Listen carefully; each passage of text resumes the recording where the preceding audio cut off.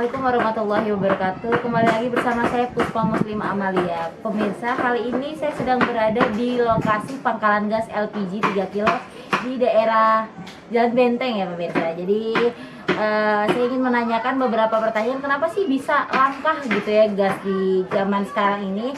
Jadi mau tahu kelanjutannya? Ayo ikutin saya. Assalamualaikum warahmatullahi wabarakatuh. Kembali lagi bersama saya Puspa Muslimah. Kali ini saya sudah bersama narasumber kita dengan Ibu siapa? Hartati. Dengan Ibu Hartati. Ibu ini pemilik ini ya Bu, pangkalan LPG 3 kilo ya Bu? Iya. Ya, di sini Puspa mau bertanya sedikit Bu. Kenapa ini Bu bisa terjadi kelangkaan gas LPG 3 kilo di pasaran tuh Bu? Kalau menurut Ibu ya, kemarin tuh memang di bulan Agustus itu mungkin sampai bulan November memang itu ada kelangkaan. Tapi kalau untuk di kelurahan kami tidak ada kelangkaan karena kami sudah punya target 1 bulan itu udah punya kontrak minimal 600 tabung. Tetapi di pihak lain itu dia kesempatan untuk menyimpan atau menimbun, dan juga dia menjual di luar daerah Provinsi Bengkulu. Makanya itulah terjadi kelangkaan. Kalau untuk kami tidak, dia otomatis yang seperti kami, orang dari luar kan pergi tempat kami. Tetapi kalau Ibu sudah komitmen tidak akan menjual kepada orang lain karena kami sudah untuk punya kelurahan masing-masing. Jadi itulah kesalahan di kelurahan yang punya pangkalan. Dia tidak mementingkan warga. Padahal gas 3 kilo untuk orang warga yang miskin. Jadi untuk seperti pegawai itu sebenarnya tidak diperbolehkan untuk dalam keadaan langka sekarang ini. Jadi kalau menurut Ibu, kelangkaan itu diulah manusia sendiri. Memang ada langka.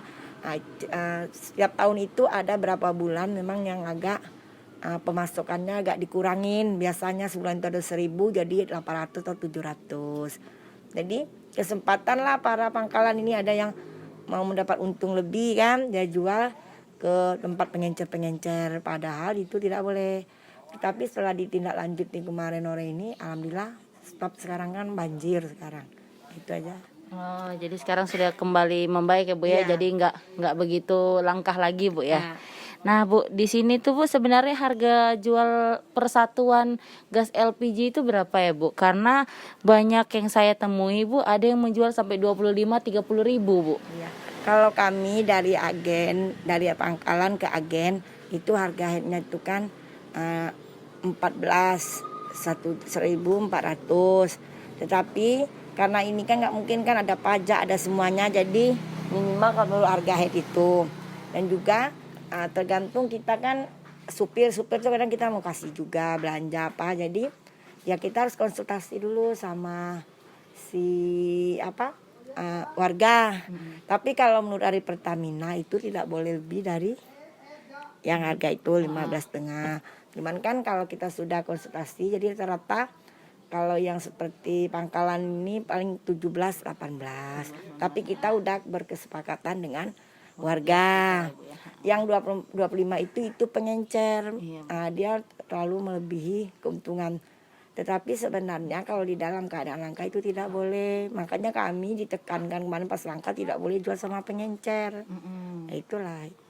Iya Bu, karena saya pernah waktu itu menemukan yang sampai jual 30 ribu, 25 ribu. Ya, dia kesempatan para pengencer itu mencari untung. Sedangkan dia beli sama kita, makanya Ibu pernah itu dirayu sampai Ibu tidak mau.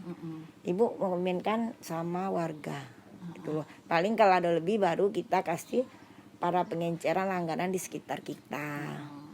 Nah, yang kedua Ibu juga baik untuk usaha mikro itu memang udah kecantum minimal 2 tabung.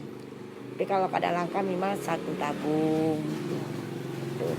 Iya Bu, ini biasanya berapa kali sih Bu dalam seminggu itu gas masuk ke pangkalan tuh Bu? Masuknya itu seminggu 2 kali. Gitu. Jadi sekali masuk tuh berapa Bu? Sekali masuk Ibu tuh ada 800, ada 100 satu kali masuk. Kadang ada sedikit 50. Itu. Ya Ibu, ini pertanyaan terakhir Bu, harapan Ibu untuk peredaran gas LPG ini selanjutnya seperti apa Bu? Maksud Ibu tuh yang sekarang kan lagi banjir. karena berdasarkan keadaan COVID sekarang, jadi seperti kami para pangkalan ini ya susah lah biasanya ibu kan. Nah itu setiap ada jatah ibu 100, kadang ibu ambil terus, sekarang nggak sampai, kadang cuma 75, 80. Nah, maksud ibu mungkin dengan adanya, mudah-mudahan COVID ini cepat berakhir dan juga terarah, jadi lancar seperti biasa. Dan juga sebenarnya di segi kelangkaan tuh ada hikmah dan juga untuk pangkalan. Jadi kan orang berebut.